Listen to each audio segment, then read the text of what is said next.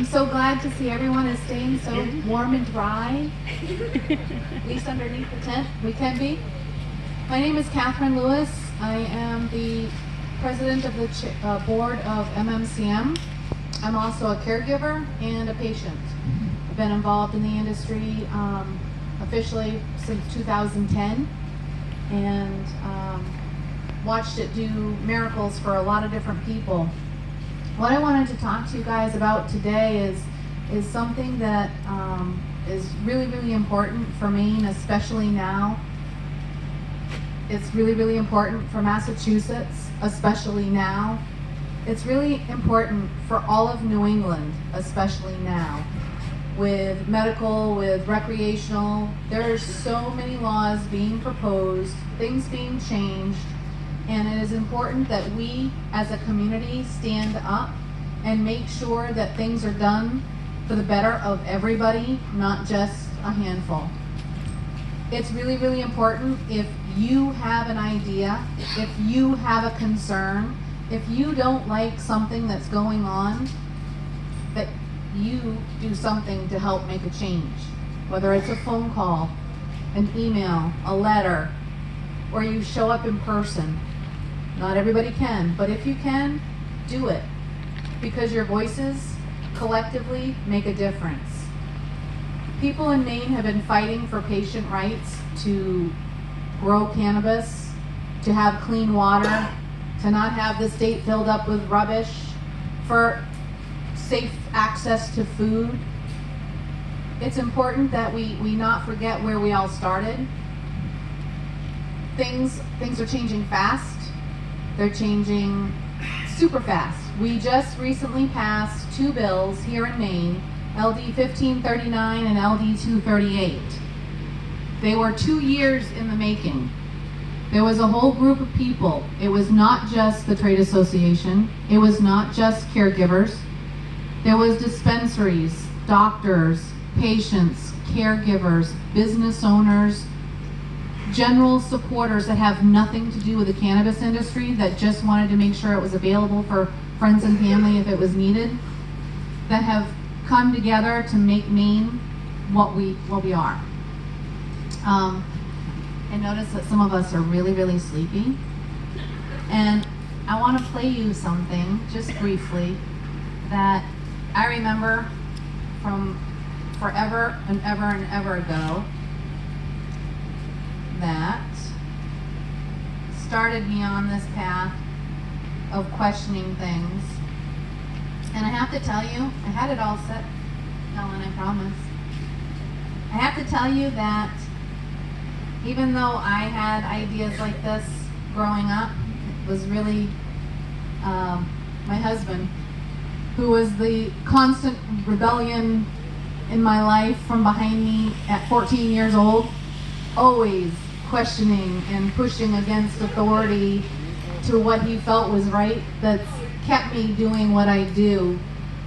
Some of you know that Glenn has cancer, and stage 4 throat cancer, and it was a really rough diagnosis last year. But it really cemented why we do what we do. Because over the past couple years, there's been many, many times when I said, I'm done. I don't want to do this anymore. It's too much of a fight. It's too hard. We lose too many friends and family in this fight. And then he keeps reminding me, hey, you know what? A lot of your friends and family are losing loved ones to opiate overdoses. We can help them with this. See those veterans? They're dying at an alarming rate. We can help those people too. Your father, your friends, your family, they're dying from cancer. We can help them. So through this whole process, I've learned a lot. I've learned a lot about myself and about not giving up, and personal responsibility to make changes when changes need to be made. And they're not popular with a lot of people. A lot of my family have nothing to do with the cannabis industry. Most of my family have nothing to do with the cannabis industry. But they support what we're doing and why we're doing it. We were able to help my dad the last few months of his life with cancer. We've been able to help Glenn get through this year of treatment, and it's amazing. You know, most of his cancer is not detected at all at this point. At all. Yeah. With cannabis, chemotherapy, radiation, he had it all. His cancer was very advanced and late stage, so we threw everything at it. But the differences that were in his treatment versus other people that we were sitting beside in the chairs at the cancer center were amazing. And the only difference why he didn't have such harsh side effects, and a lot of people didn't even realize how sick he really was because he was using cannabis and copious amounts of it. Copious. And I have to thank a lot of you, because without you, I wouldn't have been able to do what we did. I stayed home with him most of the time. I was able to provide the oils necessary for his treatment because of donations from community members. Remember, even though we were caregivers, we already had our medicines accounted for by other cancer patients and PTSD patients and pain patients. I didn't have enough. So a lot of you reached out to help us, and I want to thank you and let you know how much we really appreciate it. Thank you. So let's see if I can actually get this to play. Do we have connection out here? Because we're just a spinning. You can sing it. Not a chance. You do not want to hear me singing it. How about I just reference it? So it was Schoolhouse Rock. I'm just a bill. Just a little bill sitting on Capitol Hill. That's my singing interpretation. It starts with an idea. You as citizens, you as patients, you as people who just want to have this herb available to you, have an idea. Whether it be a whole new idea that you can write a bill for, or it's a change to something that already is. Just because we pass these bills doesn't mean they're perfect, because they're far from it. There was compromises made that a lot of us are not really good with, but we did it. It's never over. We make changes. Since medical went into effect in '99, we've been making changes every year. And we're going to continue to make changes and try to improve this for the betterment of the program, for Maine, for the patients, for non-patients who just want to be able to have access as well. You can make a difference. You don't have to know how to write a bill. I certainly didn't. I still barely do. But I know people who do. And I had an idea with a lot of other people. We as a group went around to different meetings. We had networking meetings with people who cared about it. And we took their ideas and we sat down and we put together all of our ideas, and we sat down with a legal analyst who wrote it for us and put it into the right language. You don't have to know that. You just have to have an idea and you talk to somebody. Here in Maine, we're very fortunate. We can talk to our representatives face to face. We can call them up and say, hey, let's have coffee. I have some ideas I want to talk to you about. Not all the states have that ability. They really cannot one-on-one interact with their representatives, but we have that here. So take your idea, talk to somebody. You don't have to agree with me, Catherine Lewis. You don't have to agree with MMCM. You don't have to agree with the people who are in other groups. You can start your own. You can just be a voice independently with your own representative. But it's easier if we all work together. I want that said.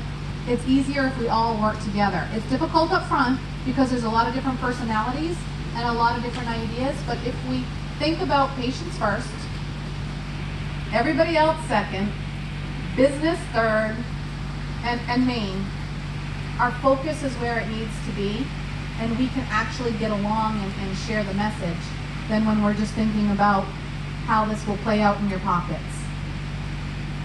Okay? So get your bill, get your idea, come together with those who are doing it, and know that if we don't have it 100% right, or right where you want it, we can keep making changes. We're going to be making changes this fall to be proposed in January to the new legislature to make some adjustments to what was put through already. There were things that happened with the legalization bill that we didn't agree with, and so we're hopeful to change them. We were really focused on the medical bill, so some of the adult use stuff didn't get worked on appropriately. So hopefully we can help that in January. We just need to all come together, share the ideas, reach out, do your part. Being behind a computer is good if you're being constructive and sharing an idea or supporting an idea or explaining what your point is. But when we attack each other, it's wrong. It does no good and nothing gets done. So let's shape up, get it together, and work together to make the changes coming up in January.